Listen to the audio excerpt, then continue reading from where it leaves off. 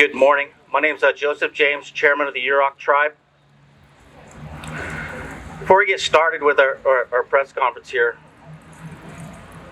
I want to say thank you for everybody that has been combating this MMIP crisis for years. This is nothing new, unfortunately.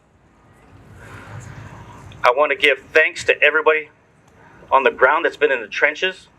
I want to give my thoughts and prayers to the families that have lost loved ones, that are trying to find closure, families that are dealing with cold cases. We are here today to stand in support. We are here today to bring awareness.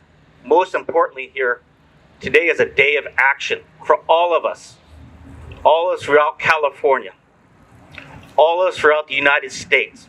Today is a proud day. Today is a beautiful day. With that, I just want to say thank you.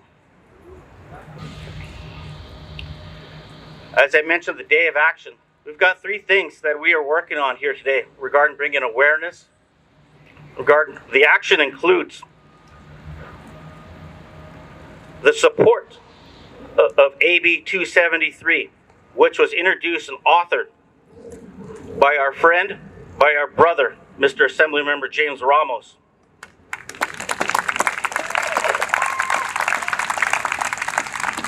Another bill that has been introduced and authored by Assemblymember Ramos, AB 44, Public Safety Bill. These two bills are vital and critical to addressing MMIP. We still have a long ways to go. But again, today is a beautiful and proud day. And thirdly and finally, we are asking the governor and the legislature to include $200 million in their budget to combat MMIP for awareness, prevention, health. With that, I'd like to introduce someone that I've known for quite some time on the cultural side, a traditional man, a legislator, and a person that I call a friend, Mr. Assemblymember James Ramos. Well, thank you for that. And there still is a lot of work to be done in the state of California on educating not only the people in the state of California, but legislators. And we're joined here today with colleagues who take time out of their schedule to be here, who will speak in a few moments. But I want to thank all of you for joining us today for this first ever Tribal Day of Action here in the state capitol. So give yourselves a round of applause there. A priority for me since being elected to the state legislature is to educate and to promote a lot of the issues that has faced our people for many years.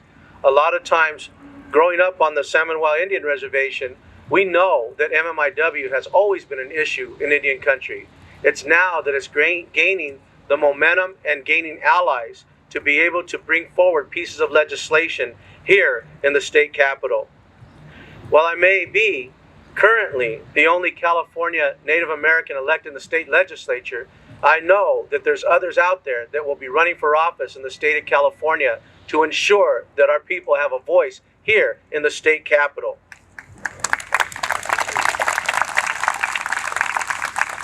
My colleagues in the legislature from both parties, this is a bipartisan effort. Both Republican and Democrats have come together to champion bills under the California Native American Legislative Caucus. And some of those members will be speaking here on the dais here in a little bit. But to this issue of MMIP, missing and murdered Indigenous persons, more than 4 in 5 American Indian and Alaska Native women have experienced violence in their lifetime, and more than 1 in 3 in the last year. Our people, 1 in 3 in the last year. Other areas in the state of California, other groups would be marching in the streets, making sure that their voices are being heard. We're here today for the first rally in the state capitol to bring awareness to these issues, that homicide within Native people is the third leading cause of death for Indigenous women and girls in our communities. Nearly half of all Indigenous women have went through some type of traumatic experience. We need to make sure that that voice is being heard and carried through the state legislature and the bills moving forward. These are areas that we need to be able to come together and to make sure that law enforcement and our people are working together. This year, I have introduced 2 measures building on MMIW. Previous efforts, we created the feather alert system that now when someone is missing, that there's able to use the CHP to trigger this feather alert that would now notify people in the state of California.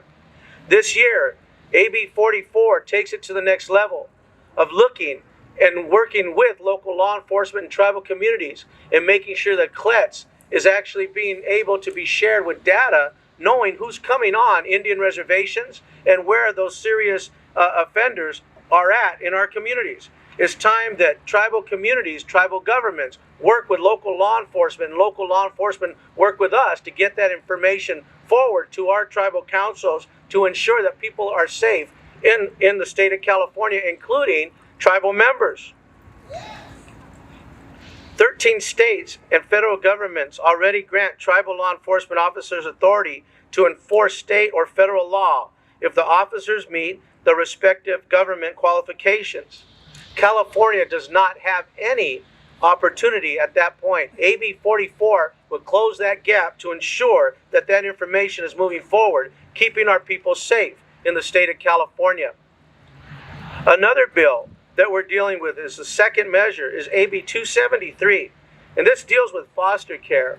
A lot of times we see the pipeline of foster care into the areas of MMIW, MMIP, missing persons.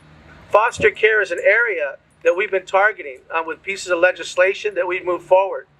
Foster care now, with my bill, AB 273, will start to close the gap that when somebody goes missing, that tribal governments and the cultural aspect is taken into account to notify people when they're missing, because then we could do a better job at trying to locate them before we're encouraging law enforcement to investigate a different homicide, again, against our people.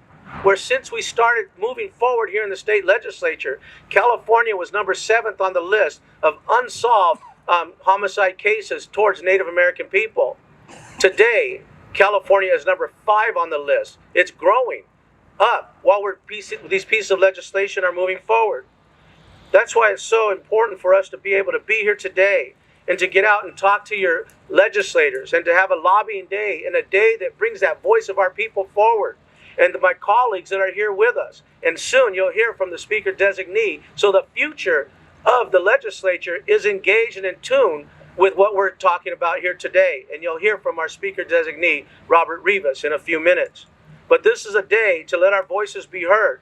It's a day that we have come together for the first day here, Tribal Day, in the state of California, so that we continue to bring forward that voices of our ancestors and our elders that are with us today, but our ancestors that are still crying out from the grounds. Tell them who we truly are as California's first people.